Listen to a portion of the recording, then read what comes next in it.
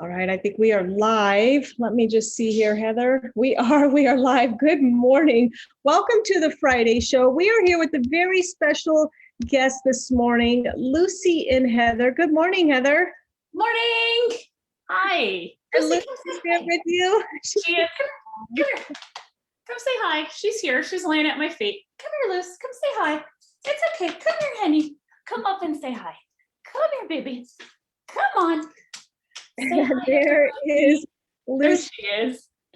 Oh, good morning, Lucy. Lucy is a Holly puppy near and dear to my heart from Holly's very, very first litter, which is very special. That's how I met you. And then we became friends. One of those friendships through my dog for me. Yeah, I'm gonna try to hit on over to your news story so we can start the show off showing what you and Lucy were up to. What is a school facility dog? And we're going to tackle a lot of those important questions. Our viewers that are tuned in now, please feel free to start asking questions. We'll definitely get to those in a little bit, but I want to pull up, let's see if we can pull up the news story. Hang on here. Gotta love technology. Let me. Heather, you worked, Lucy, in Las Vegas. Yes. At Forbes, good morning, Amy, at Forbes Middle School. Elementary, sorry. I'm such a middle school person, I apologize. Okay, I'm not. I know. All right, let me see here if, Maybe. All right, we are gonna share. Is Amy in Ohio on? Yay. Yes, she is. Let's take a look at, I'm gonna wait for this to show. We're just a few minutes delayed, of course. Here we go. Let's take a look at your news story. Therapy dogs are known for providing comfort to people who are going through a difficult time in their lives, but what about helping kids in the classroom? An elementary school in the Southwest Valley is learning that it has big benefits. Orko Manna introduces us to their therapy dog in a story you will only see on 8 News Now.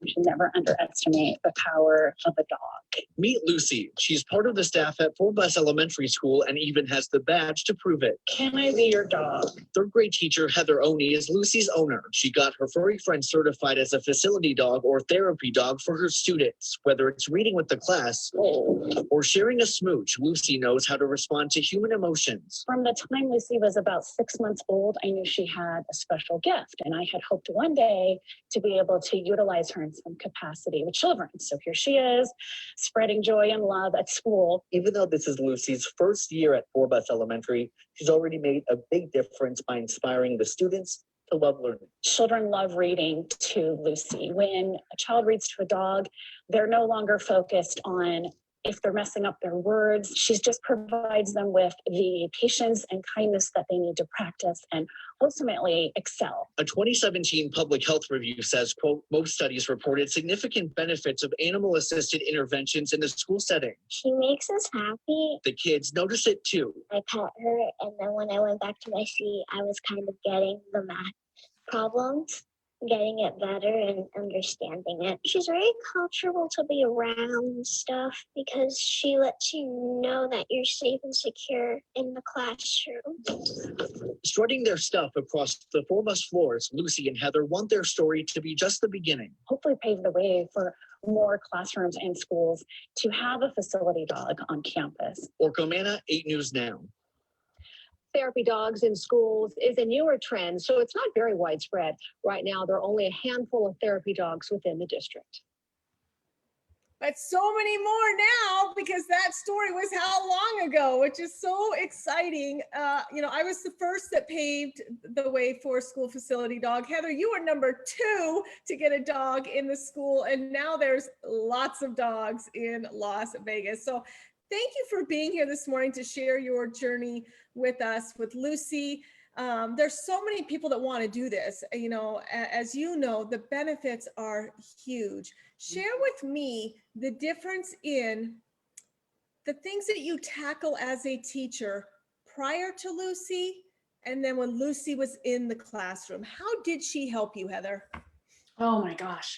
So she's really good at picking up on human emotion and feelings. So not only would she calm me down because I'm super high strung, she would calm the kids down. So when there was like test anxiety or reading issues that I couldn't even tackle, Lucy could be there to help the kids. It, like this news story said, it's much easier for a kid to read to a dog than to a person because the dog's non-judgmental. So they worry that they're going to mess up. The dog doesn't care.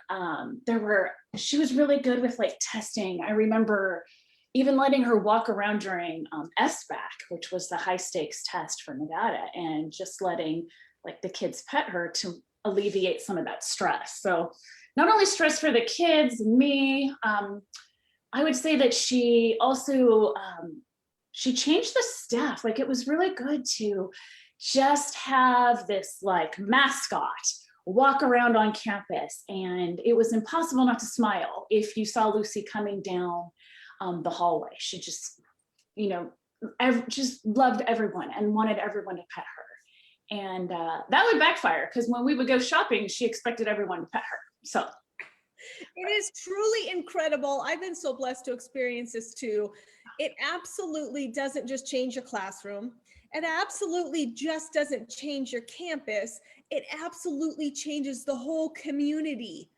We saw, and I know you guys did too, higher attendance rates at after school activities if the dog was going to be there, at open houses, more parents came, more kid involvement in every aspect of campus events if the dog was going to be there. One dog creating such unity on one campus, which is huge, something we can't do without the dog. Right? The power of a dog is truly so incredible. I'm going to jump back over. We're going to go over some of the details because so many people have questions on how the heck did you do it, Heather? How did you get this dog in the classroom? How did you train this dog? What hurdles did you overcome? Because so many are watching today, specifically teachers or staff or administration of a school wanting to do this too, and they have no idea where to start. So we are here to help you. It's really not as complicated and difficult as you seem. We can break it down into smaller parts for you, but there is no reason why every school shouldn't have a school facility dog. Right, Heather? absolutely. All about it. Yeah, for all the amazing things that they do. Okay, I'm going to jump back over to and find we're going to go over some important information on school facility dogs.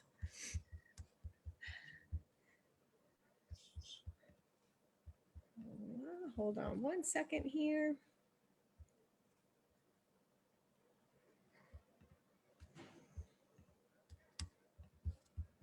And here we go. So school facility dogs, forever changing the way schools help their students in a way that's never been able to be done. Truly, dogs are helping our students, our staff, our entire campus, even our parents that send the kids to school, finding ways that they were able to communicate with their children in ways they weren't able to before. Having a dog in the counseling office.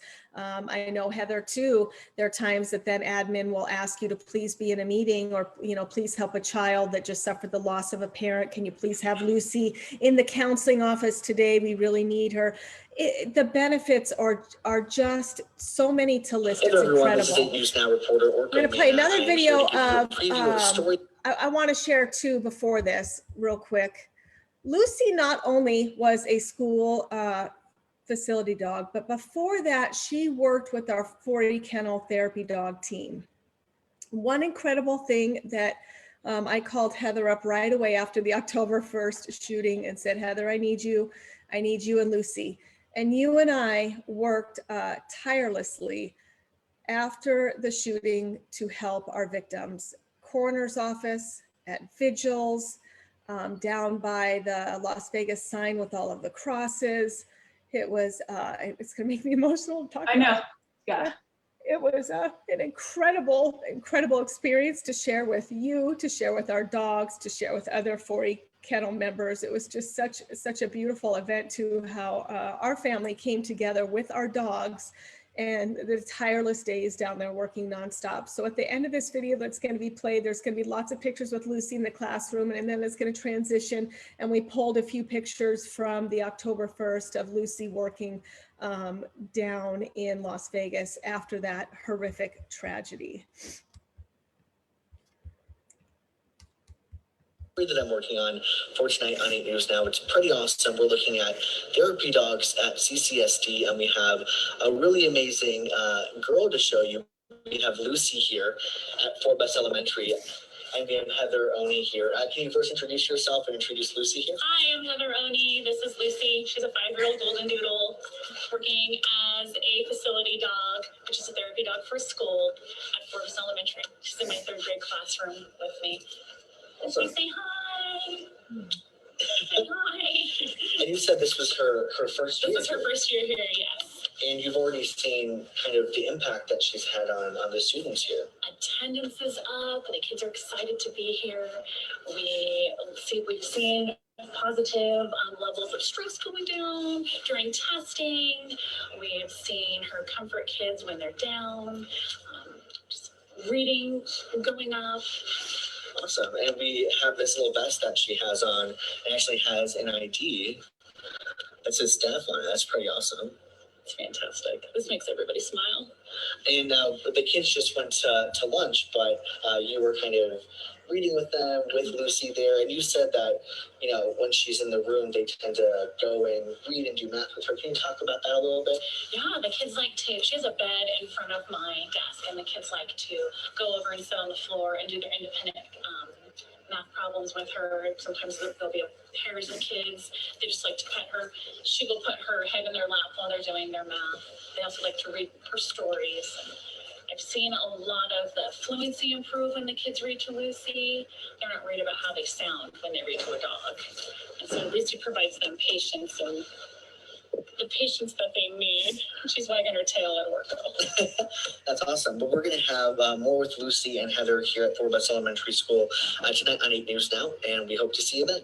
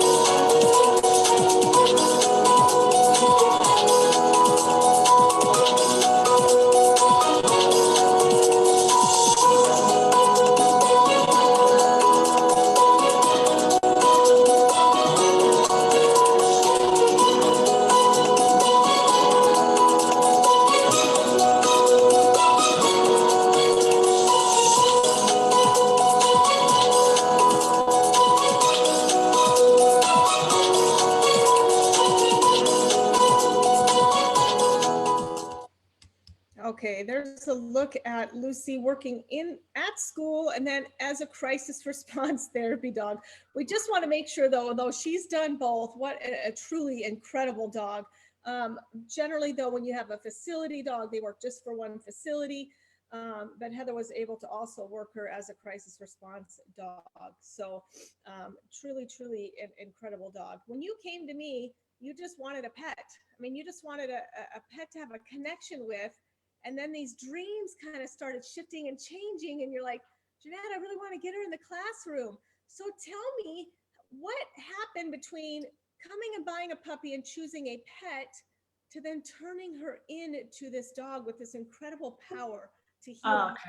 Okay, so it was your fault. Back then you used to do training. So Lucy was fortunate enough to do her puppy kinder with you and her puppy intermediate or dog intermediate and dog advanced classes. So she did 3 training classes with you, which basically you taught me how to train dogs. So puppy kinder, she needed 30 to pass out of 100. She got a 67. And you were like, what? Okay, let's keep going with this. And then by the time we got to like the end of the intermediate class, Valerie was our the evaluator. And she was blown away by Lucy. Lucy missed like 1 or 2 points, and it was because she broke her stay because I was messing around. But she had a near perfect score on her final exam.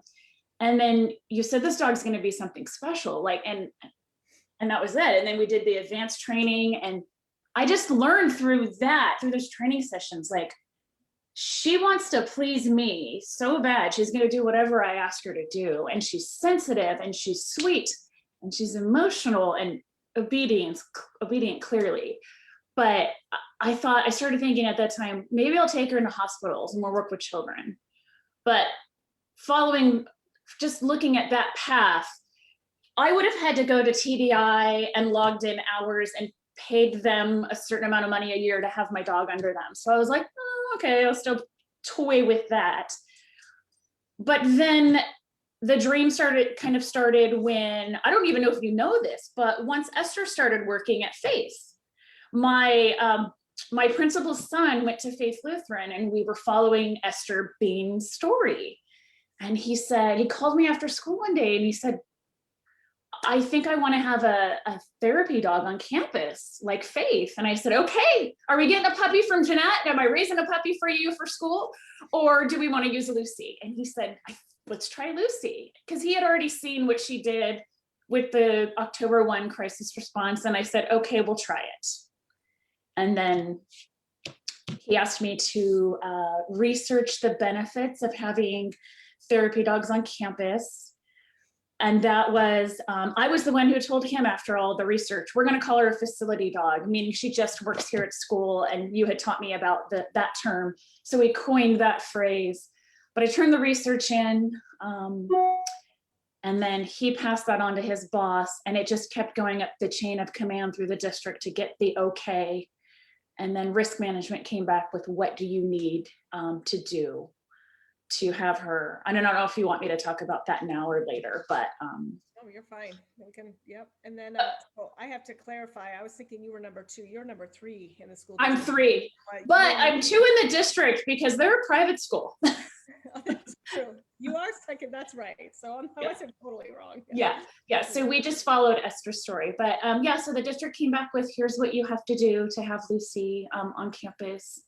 And it wasn't difficult. I mean, I believe prior to all of this, I had done her AKC Good Citizen testing with you. So I'd already had that certificate. And basically the district just needed to know she was going to be a good citizen. And I have her training certificates from her classes. I had to make sure I had an insurance rider on her. I had to get Dr. McDermott, our vet in Vegas, to write a letter of recommendation for Lucy, and also provide the office with updated vaccination records should anyone ever ask.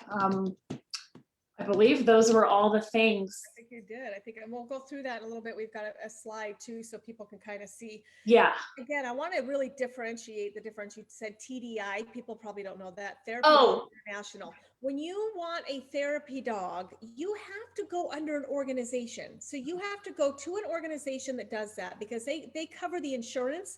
They say, these are the requirements. This is where you'll work. This is how much you'll work, because they have contracts with the hospital, with the school, with the library. And so when you sign up under a therapy dog organization, you're working for them.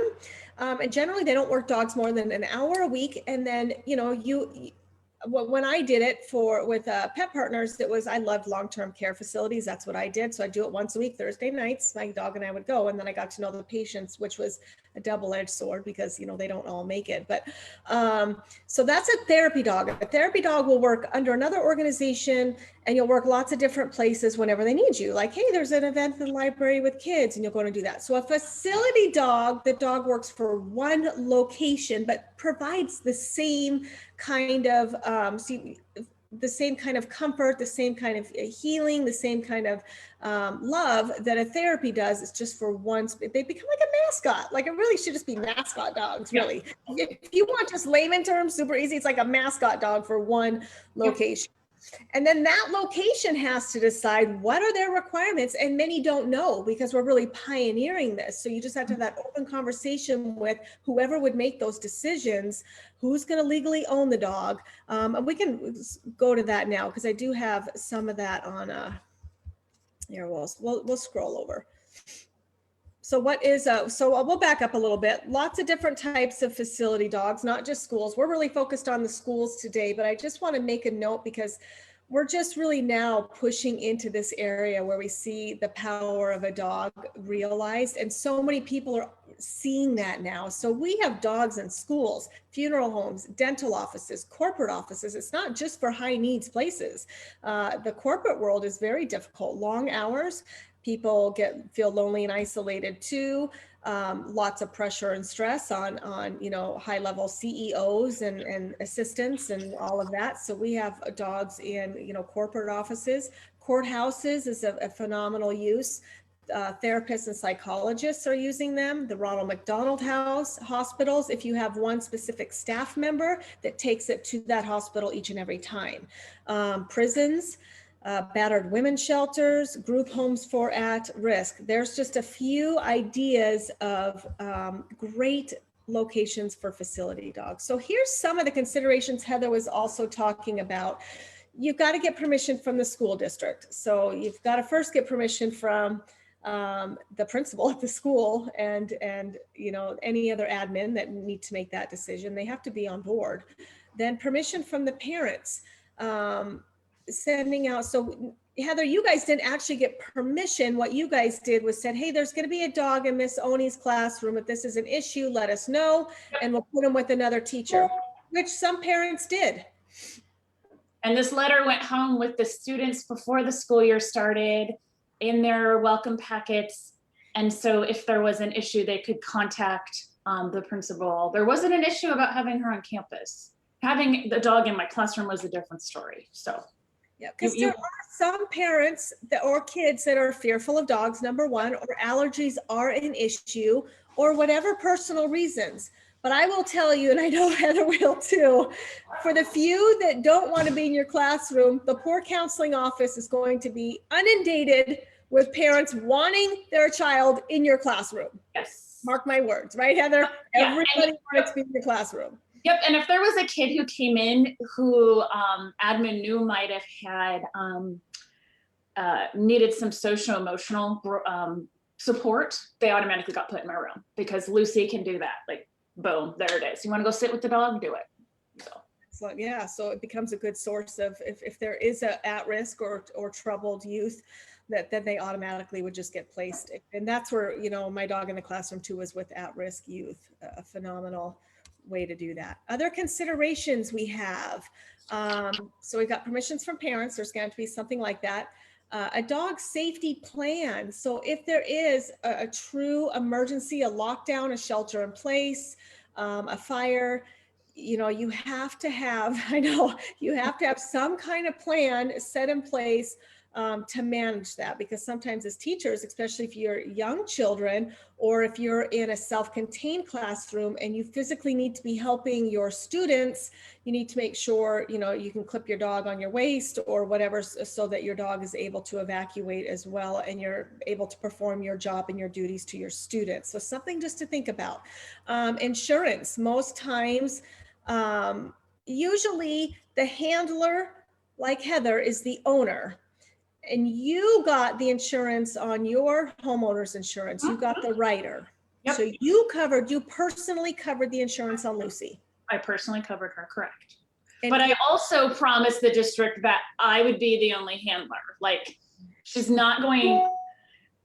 not going to give her to someone else to walk. I'm not going to let the kids walk her. That's not even fair to my dog. So, because the dog works for me. That's right. Because Lucy trusts you. This is another thing to think about. And I tell people as well, if you're the handler and the owner and you've done the training, your dog's stress signals, right? Lucy's had enough.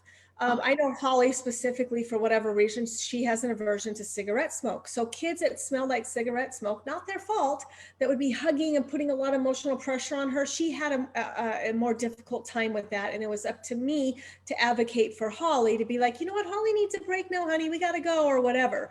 So Lucy has the same aversion. I'm like, oh, really? That's Yeah, so crazy. yeah. Mom and daughter. That's so Yep, funny. yep. I was always the one. God love Holly, one of the few dogs that could work at the coroner's office and not be upset by the smell there. God love her. But cigarette smoke, she was like really upset by it. So it is up to you as a handler to advocate for your dog. And if you're just handing them off to people that don't understand any of that, you're setting your dog up to fail. And it's not fair. And you get such, and I know you can attest to this too, the relationship that you create with the dog when you've worked them through in the classroom or crisis response or at the bedside of someone that's dying and your dog is there when they pass, those kind of experiences truly create a bond with your dog that is unexplainable. Can you try to put that in words, how your relationship changed with Lucy when you started sharing these experiences with her, when you started sharing the power of her with others?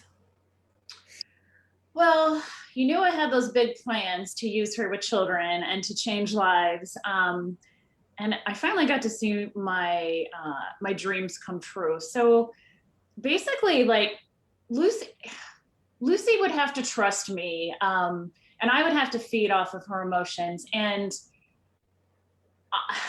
like we would drive in the car. She was excited to get to work. She would see people she knew in the parking lot and squeal. And she would see the staff members and just run over and lick and squeal. And then she would develop bonds with some of the staff members as well. So the one thing that's crazy is that your dog's gonna pick up on your feelings towards people. So if there's someone that you work with that you kind of don't really like, but you're smiling and trying to be professional, your dog knows. Your dog knows. So the people that you really like, your dog's gonna get really close to you really quick. It's crazy. And I saw that right away. I was like, oh, she won't go to that person. Okay. But yeah, so that was one thing that I thought was interesting is she knew, she could sense who I had strong feelings about. And she always wanted, she was my sidekick, so she always wanted to be with me. Just eager to please, and she loved being at work. And then I would only take her 3 days a week because she started at 5 years old. And I felt like that's already it's not a senior, but it's an older dog. And so she would go Monday, Wednesday, Friday. But on the days we didn't go, she wanted to go. And so another thing that changed is every time I left the house, she thought she was going with me. So I'd have to tell her, no, I'm going to the doctor, you can't come. But we did get to go on, after school, I would take her places with me that she probably wouldn't have gone with had she not been to school with me. So there's a lot of dog friendly stores and she would run errands with me. And one time I actually took her to a chiropractor. Tell me how it made you feel to see Lucy break through to a child that no one was able to break through to. Lucy. Had something to say about that. Lucy, stop. They're delivering our water, and Lucy, come here, please. And Linus is barking downstairs. So Lucy, enough. She's fine.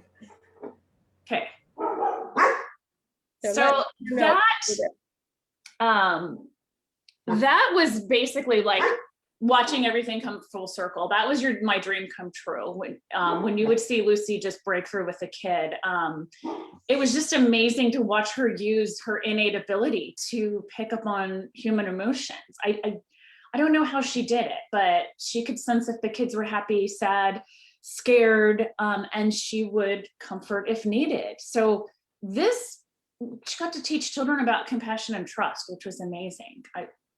I just, watching your little video that you put together, that filled my eyes with tears. I'm like, oh my gosh, just seeing those kids and then seeing everything that she had done. And some kids would come up to me and say, I've never met a dog before. What? Are you kidding? And then they would have the opportunity to get to meet Lucy. And so I just loved her. Kids would say, oh, I was afraid of dogs. And then I met Lucy and I'm not afraid, because research shows with proper guidance and handling, children can learn to overcome their fear of dogs and then learn to appreciate and respect them. So Good. Amy has a question. This is good, Amy. Lucy was a facility dog, but was in your classroom. What happened when another teacher needed your dog or the counselor needed your dog for a situation? Because we don't hand our dogs over to someone else. So they came into my classroom. So my students were really good at ignoring interruptions. And because I had kind of like this 1/4 part of my room where it was her bed and I didn't put a lot of stuff there. So people would come in while I was teaching on the other side and the counselor would bring the kid in, or Lucy would go sit in the door and the counselor would talk to the kid outside. Sometimes the counselor wasn't there and I would be told ahead of time, hey, so-and-so just lost their dad, so-and-so just lost their dog. Can we just send them in to love on Lucy? Absolutely. She'd lay on her bed in front of my desk and the kid would come and lay on the bed with her. Or I would give them her brush and I would say, do you want to brush Lucy? There was something so therapeutic about a child brushing Lucy. They loved that. So we also did lessons in the classrooms. I don't know if you knew that. Did you know that we would do lessons in the classrooms on my prep?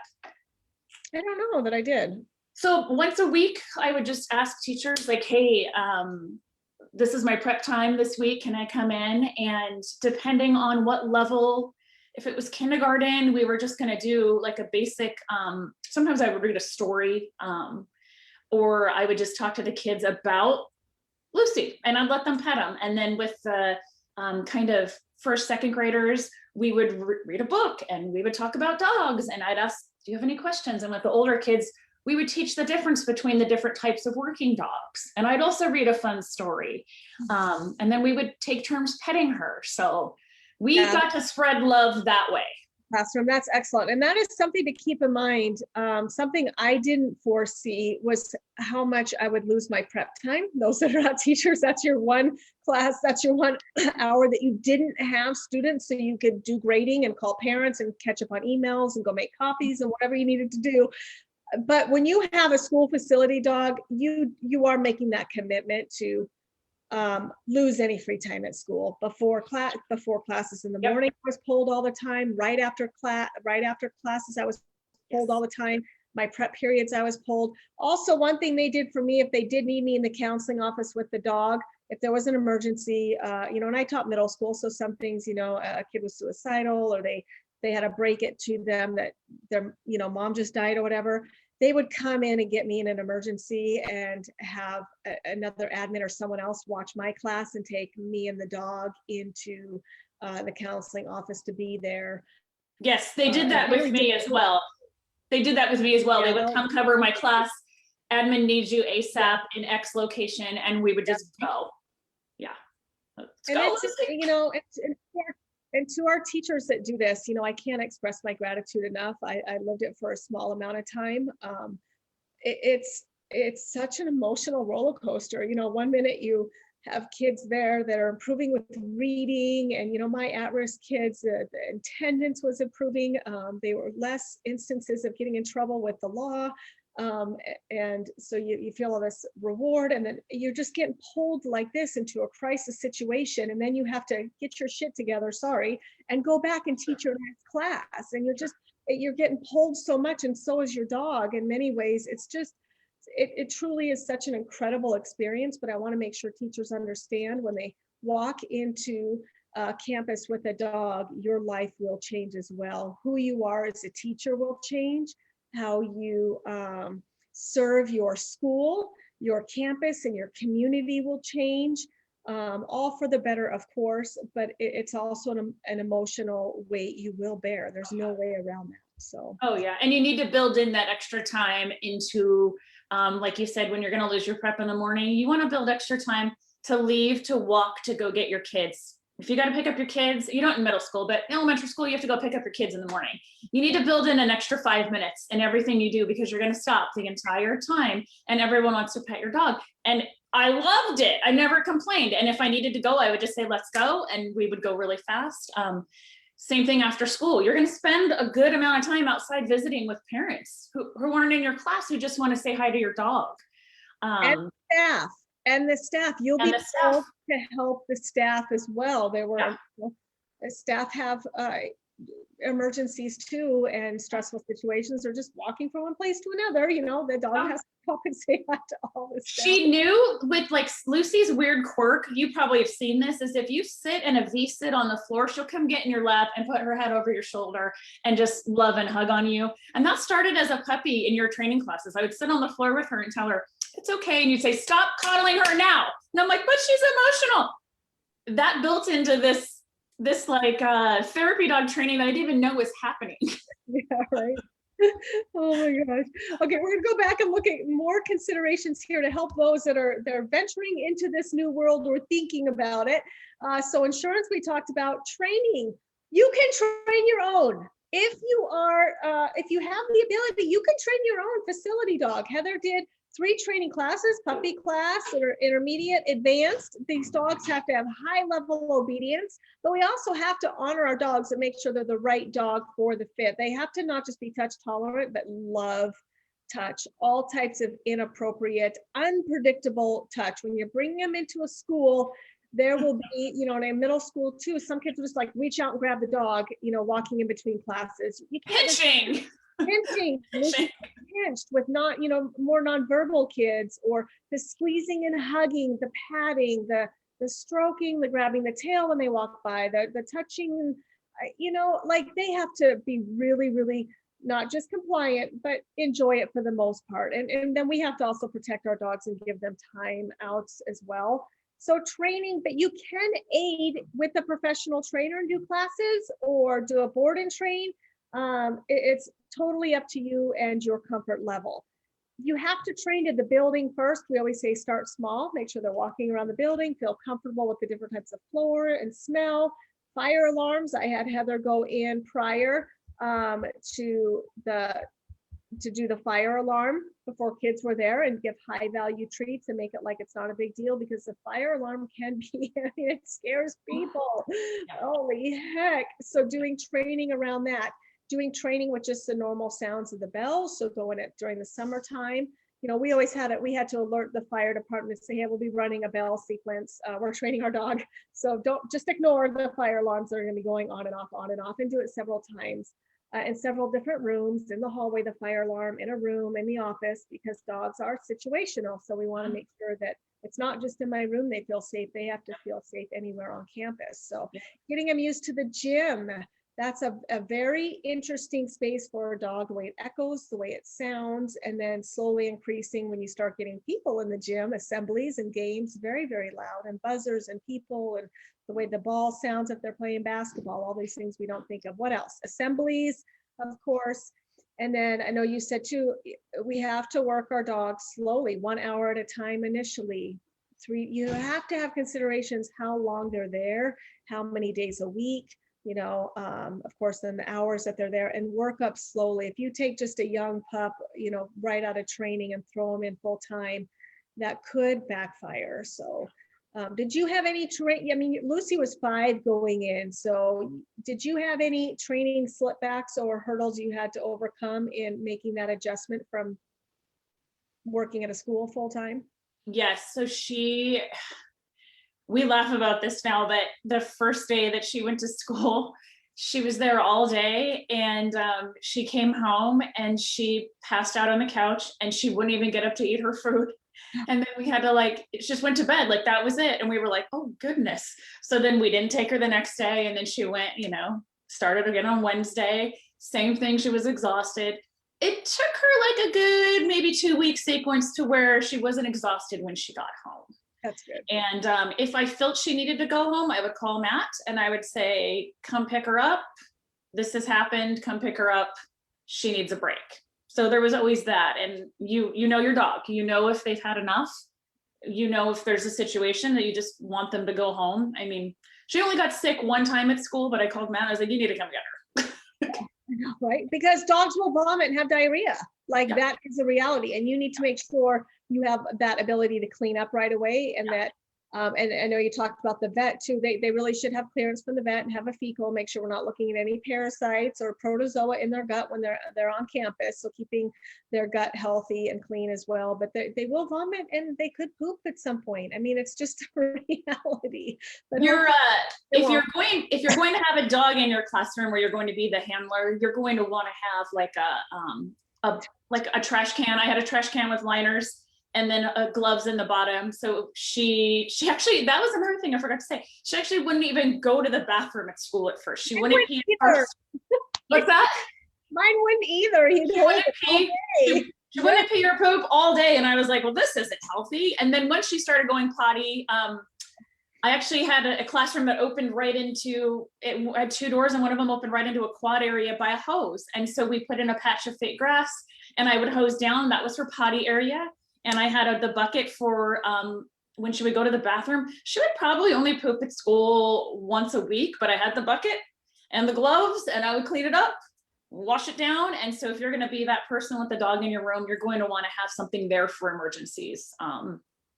Yeah. As well as you can always radio a custodian if you have an emergency in the hallway or an accident, which. And we have to think about if you're up teaching and you're responsible for a pile of kids and your dog is giving you I think I have a tummy ache, I got to go potty, antsy whine, what are you going to do? So having that set in place with the teacher that's right next to you that can kind of stand in the hall and watch both, I've had to do that.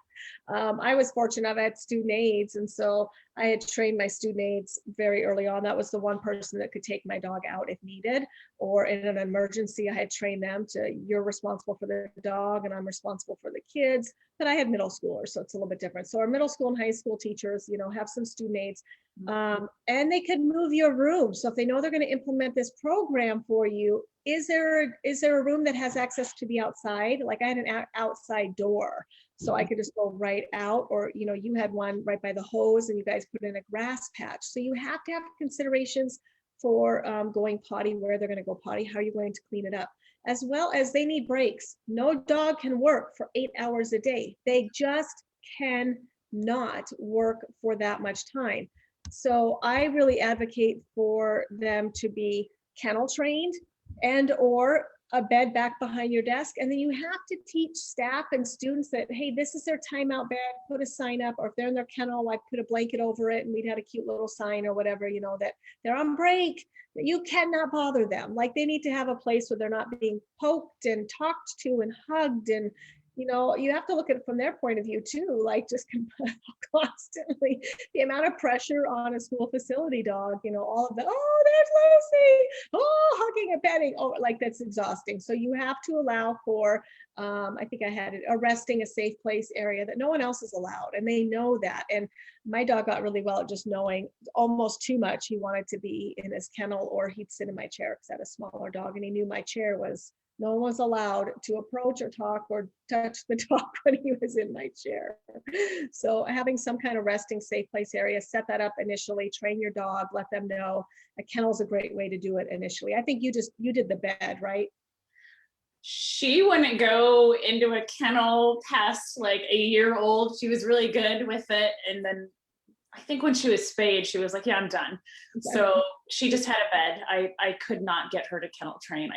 That's honoring her. There's nothing wrong with that. Just make sure you have a safe place and you keep that in mind. And I would turn the lights off in the room, and I had window covers, so I would put the covers up and turn the lights off, and then go do lunch, whatever I was going to do, and just leave her in there. Or on my prep that we weren't working or visiting, that was also downtime for her as well. And then also while I was teaching, that was downtime too, because sometimes she was just laying in the bed.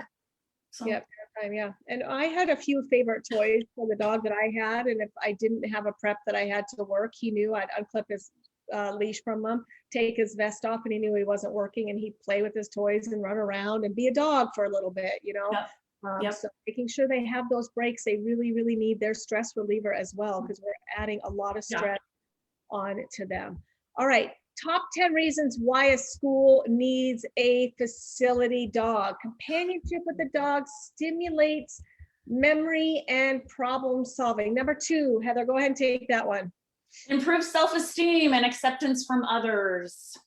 Number 3, lifts their mood. How can they not? How can your mood not be lifted when you have the most friendly face welcoming you at school every day? Number 4. Teaches compassion and respect for living things.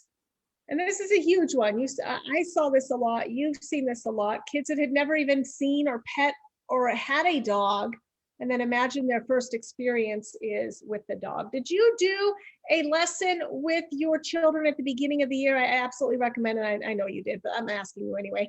A lesson at the beginning of the year, talking to kids about appropriate ways to handle and touch and manage. Oh yeah. Oh yeah. Where she does and doesn't want to be touched, how to pet, how soft to pet, no pinching. We talked about grooming, and this is I allowed this to happen, but I trusted my dog so much I would let the dogs give her treats. Like I had those little itty bitty cookies, and I would say, here, do you want to go give Lucy a cookie? And that was like a big deal. And a lot of people probably wouldn't want someone to be feeding their dog, but Lucy has a very gentle mouth, and I think people would probably be worried about kids putting their hands in the dog's mouth, but she had never bitten anyone, and I took that risk and I let them give her a cookie. And we talked about what you never feed her. Before she even came, we talked about how you don't feed her things that are poisonous. We had to talk about what will hurt a dog, and then basically how you can't walk them, but they would retrieve the leash for me. They would go get her leash was on a command hook next to the door. Sometimes the kids would want to hand me the leash.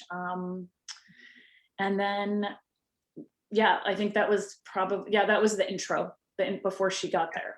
And stress signals and hugging too hard and appropriate ways to approach a dog. And these are great life lessons for any child to learn what's an appropriate way to approach or pet a dog. Need a dog with you. People don't know these things. Hand out. Put your hand out. Let them sniff you. You don't ever just reach and touch a dog. You put your hand out. Right. Let them smell you first. We need to talk in dog language. That's right. Okay, number 5, relieves anxiety. We all know this. We say ESA, emotional support animal. Aren't everybody's dogs their ESA on one level or another? And now imagine functioning for a whole entire classroom. Tell me about some of the anxiety that you saw lessen. I know you mentioned with standardized testing. What other areas did you see anxiety lessen, or insecurities or lack of confidence in your students? We talked about reading. I would take her to staff meetings and let her off the leash, and that would just immediately lessen the tension if something was happening that everyone was worried about. Lucy would go under the table, and it was just funny to watch the wave of where Lucy would touch my staff members during the meetings, because they didn't know she was coming, and she would come under the table, and you would just that would relieve a lot of anxiety because it was funny. And then like the first day of school, before school, we did meet the teacher, and all the kids are scared. A lot of them are scared. I was scared. It's always a nerve-wracking day, and Lucy was there for meet the teacher. So that was a big bonus to keep anxiety down. And then like I talked about the standardized testing, and then you heard the kids in their interview, one of them said, I wasn't understanding this, and I was a little worried about what I was doing. And I went and pet Lucy, and I calmed down, and I came back and I understood it. Yes. Excellent. All right, number 6, increases sense of family environment and boosts morale. And I definitely see this on a whole entire campus and community cohesion that a dog brings to the entire campus. And on the flip side, children that don't have a good home environment, their dog is their one safe place, the one person in their life truly that is non-judgmental and kind and accepting. And for some kids, that one dog is the best thing they have in their life. And it's incredible to see these kids really blossom. And I know that's number 10, we can tie that in now, but even with special needs kids that struggle with communication, with peer interactions, with school, even if it's just dyslexia, to self-esteem, being bullied, really watching and seeing them blossom into these kids that you'd never seen before, unless they're with the dog is truly heartwarming. I'm going to go back to number 6 Yeah. because Yes. you were talking about how the dog might be the source of like stability, but oftentimes the teacher is the only form of stability that a child may have in their life. So it's like a dynamic duo. If your teacher comes to work every day and you are the only thing that child depends on that is stable in their life, sadly. And then you have this dog there as well with you. You have these two things that are always going to be there for you. That's the power of a dog right there. So, Yeah. and then on number 10, when you're talking about the special needs kids, you have a lot of kids who are like the nonverbal you were saying, who were really excited and would want to try to talk because they see Lucy. And then I would have children from the one program we had on campus with STAR, and that, I don't even know what that stands for, but those kids would come in my room while I was teaching, and they had my permission to come pet her while I was teaching, as long as they were quiet. And it was a reward for that child.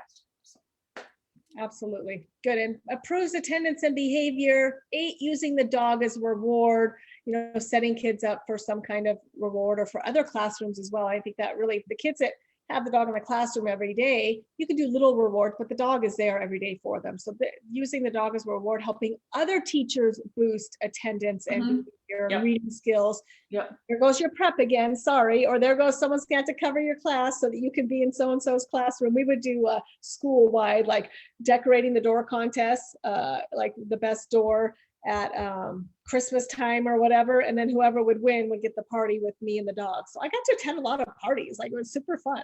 Right? Get to attend all the parties with your dog. So those are some of the benefits that we see definitely with school facility dogs. Is there anything else you can think of, Heather, that we missed?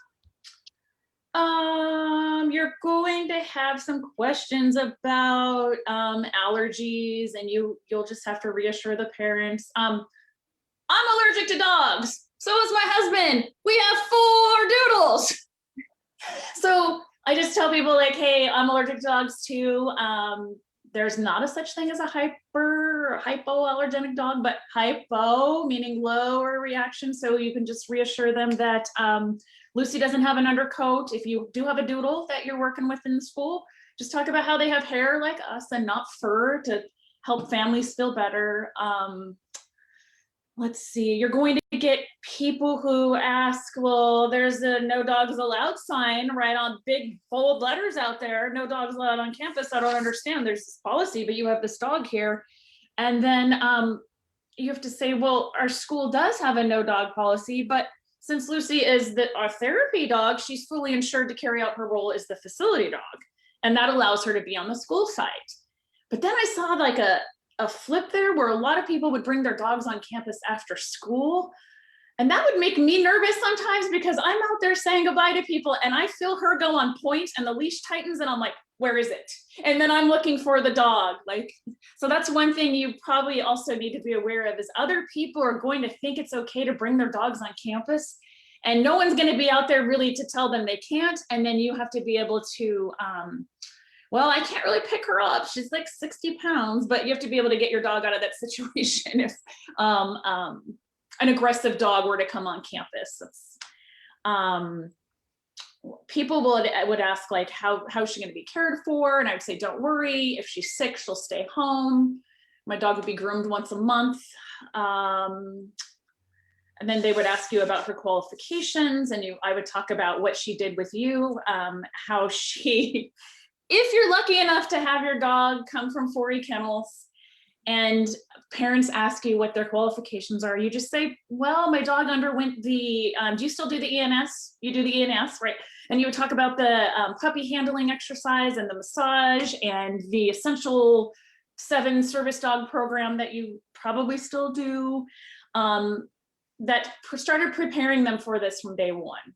So. Do you hear this? I just want to stop. Here we have a client knowing what a breeder does. It takes the breeder, it takes the client, who's then also the trainer in this situation, working together to honor this dog. This is so important to me. So thank you, Heather, truly. You're welcome. I mean, a big advocate of ours. And some other fun things you may not know. If you bring a facility dog to school, number one, you will hear about everybody else's dog. Yeah. My dog at home. And I'm going to tell you, you're just going to want to go cross-eyed if you hear about one more.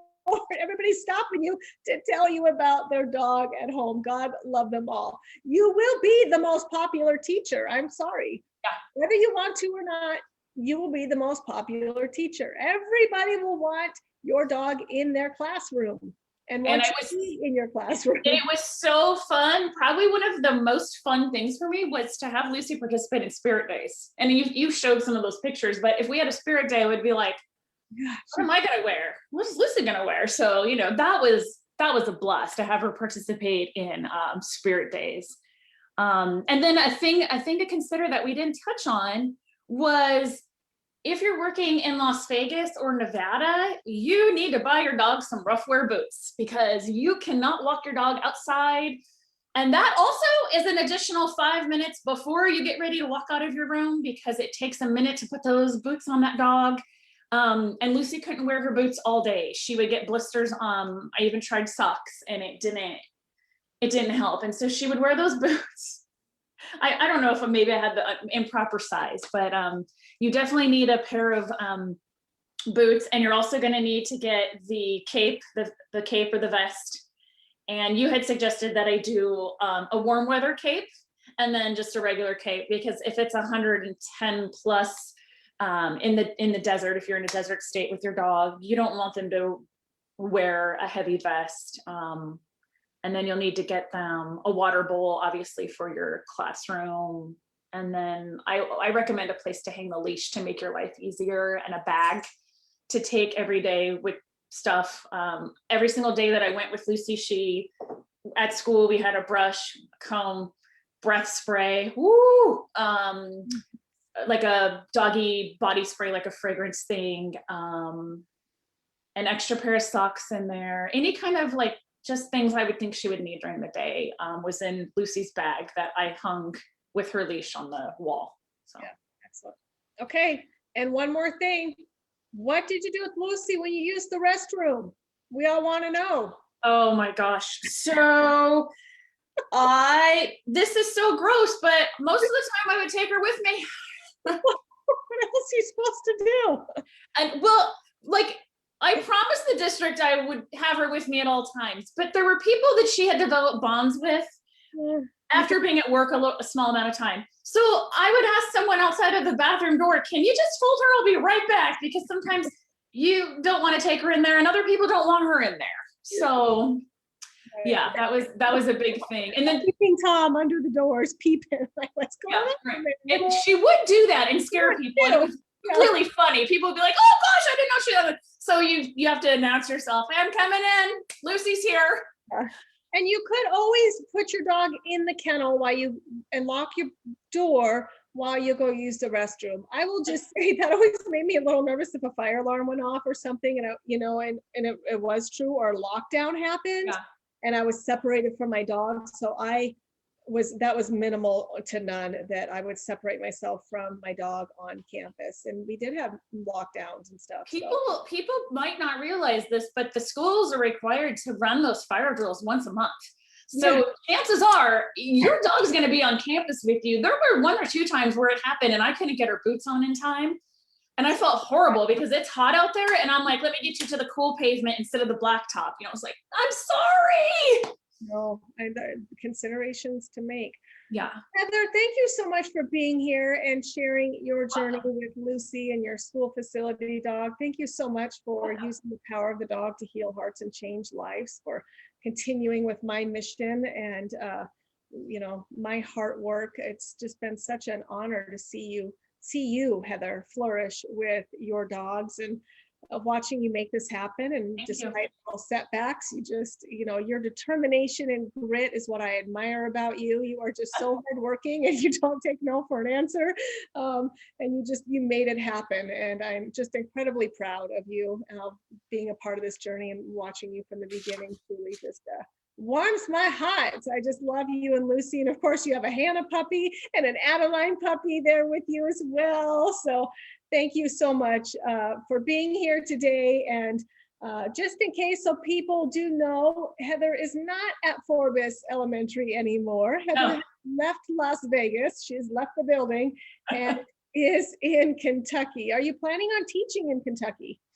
There aren't plans right now. I haven't really thought about it. I keep looking out the window because we had an ice storm and there's like snow and everything's covered, and Matt just texted me and asked me to bring the water in. He said the water bottles are going to freeze that were delivered. I'm like, what? It's like 25 degrees and everything's in icicles. But right now, not any plans. I haven't thought about it. Yeah. Lucy was with me for 2 years. We didn't say that, but she was with me for 2 years at school and really just kind of she sparked a fire in me at the end there, because teachers get burnt out and they're always looking for ways to reinvent themselves. And I got to see my dreams unfold. I got to work, put my dog with children, which I had always wanted to do. And then you'd watch her spread that joy, and the impact was that she had on the children and the community was greater than I had ever imagined. Truly, the impact, the power of a dog never ceases to amaze me. So I have to thank you for your support all the way, because you've supported me 100% on this journey. And I wouldn't know how to train dogs without you, and I wouldn't have known how to do this, and I wouldn't have known to do the fire alarm. I wouldn't have known to do any of that. So you helped me with a lot of it, from my helping with the research, and I wrote the letter and I sent it to you and I said, hey, what do you think of this? And you said, yeah, you're on the right track. And so I always run everything by you till this day. Hey, this is what's going on. What do you think? Yeah. But thank you for your endless support on this journey as well. It wouldn't have happened without you, honestly. So yeah. Thank you for using the power of a dog to truly heal hearts and change lives. Everybody have a great week. And if you have any questions about school facility dogs, Heather and I are here. We have lots of facility dogs out working as well. We'll bring on other handlers. We'll have other shows. But thank you so much, Heather, for sharing your journey, and give Lucy our love. Retired just like her mama. Well deserved. 2 years is a long time in the classroom. She deserved it. Everybody have a great weekend. I'll see you later. Bye. Bye.